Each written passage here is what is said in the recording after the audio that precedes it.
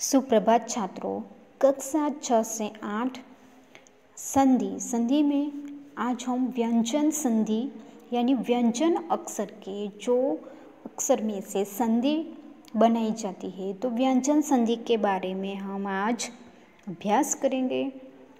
तो व्यंजन का स्वर से या व्यंजन का व्यंजन से योग होने को व्यंजन संधि कहते हैं।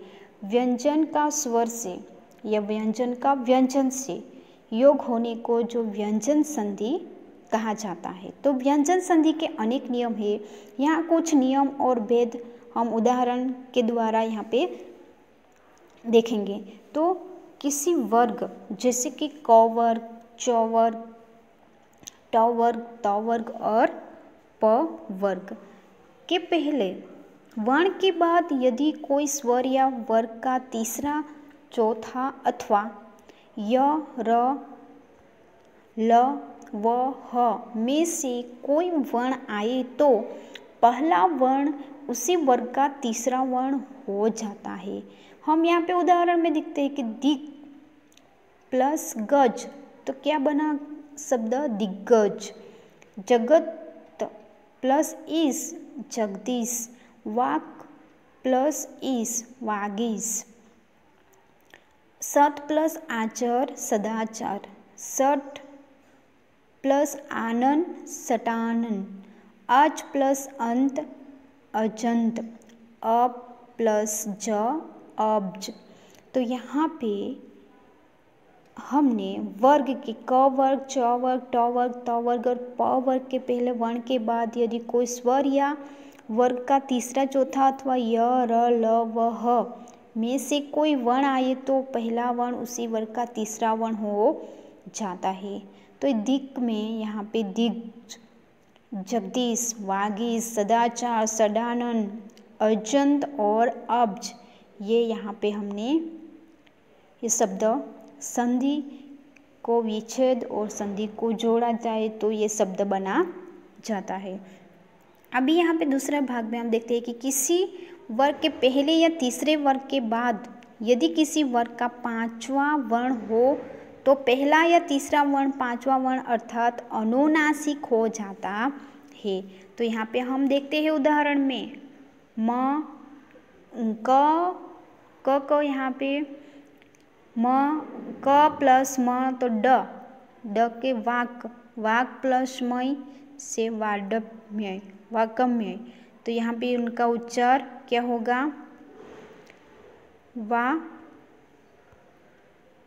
वक्मय। अभी च प्लस न से झ तो यहाँ पे याज प्लस ना तो यज्ञ। टा प्लस म से ण अक्षर बना है तो षड प्लस मास तो षट मास। तो यहाँ पे क्या बना है षट मास। त प्लस न बराबर न से उत प्लस नयन उन्नयन। प प्लस म से म अप प्लस मय अम्मय। ये यहाँ पे शब्द बना है।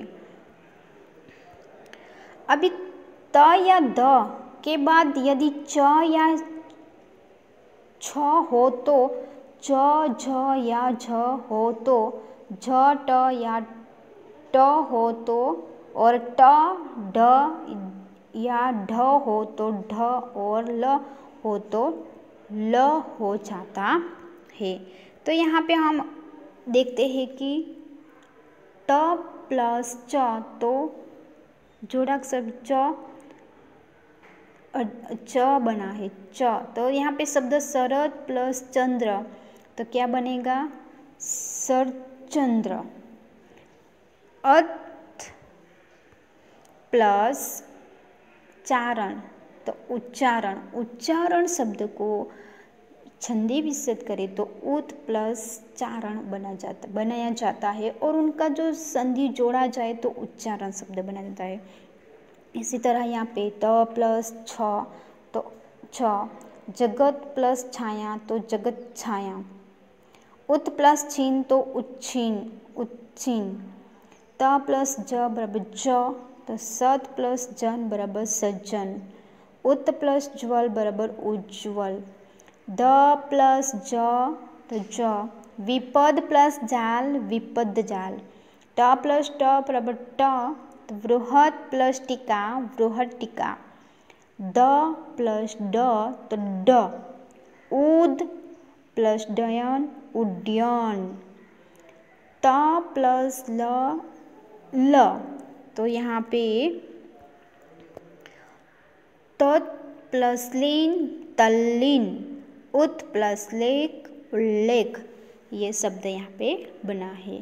तो त या द के बाद यदि च या छ हो तो च, झ या झ हो तो झट या ट, और वो हो तो ट ढ, या ढ हो तो, और ढ ल हो तो ल हो जाता है। तो यहाँ पे ये जो अक्षर को हमने देखा व्यंजन के इन अक्षरों में उनमें परिवर्तन हो जाता है और पूरे के पूरे ये जो शब्द है उनका शब्द में परिवर्तन हो जाता है। अभी हम यहाँ पे देखते हैं कि यदि त या ध के बाद स हो तो त या ध का च और श का छ ही हो जाता है। तो यहाँ पे त प्लस स छ, सत प्लस शास्त्र, तो शब्द क्या बनेगा सच्चास्त्र, उत प्लस श्वास उच्छ्वास, उत प्लस शिष्ट उच्छिष्ट, तत् प्लस शिव तत्शिव। यदि त या द के बाद ह हो तो उनके स्थान पर ध्व हो जाता है। त प्लस ह बराबर ध्व, ध्व अक्षर बना है, उसमें से उत प्लस हार तो उद्धार शब्द बना है। उत प्लस हरण उद्धरण, ध प्लस ह ध्व, पद प्लस हति पद्धति, तद प्लस हित तदित। म के बाद यदि क से म तक का कोई वर्ण हो तो म का अनुस्वार अथवा बाद के वर्ण का पांचवा वर्ण हो जाता है।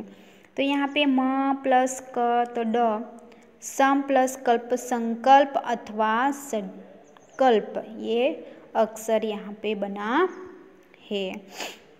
म प्लस च प्लस क, सम प्लस चार तो संचार या अथवा सच्चार शब्द बना है।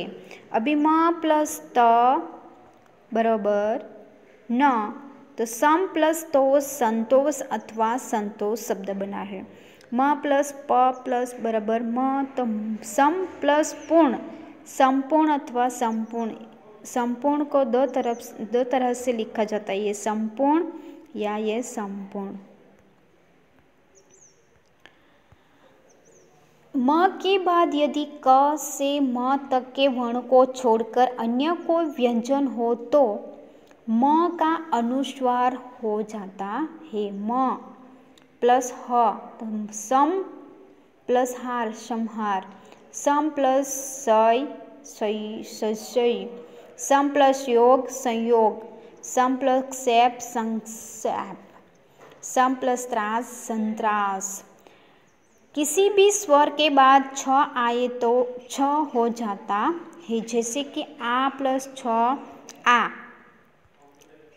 आ से आ प्लस छादन आच्छादन, वृक्ष। अभी यहाँ पे अ प्लस छ बराबर वृक्ष प्लस छाया तो वृक्षा छाया, ई प्लस छ परि प्लस छेद परिच्छेद, ओ प्लस छ अनु प्लस छेद अनुच्छेद। यहाँ पे ये जो शब्द है वो बना है।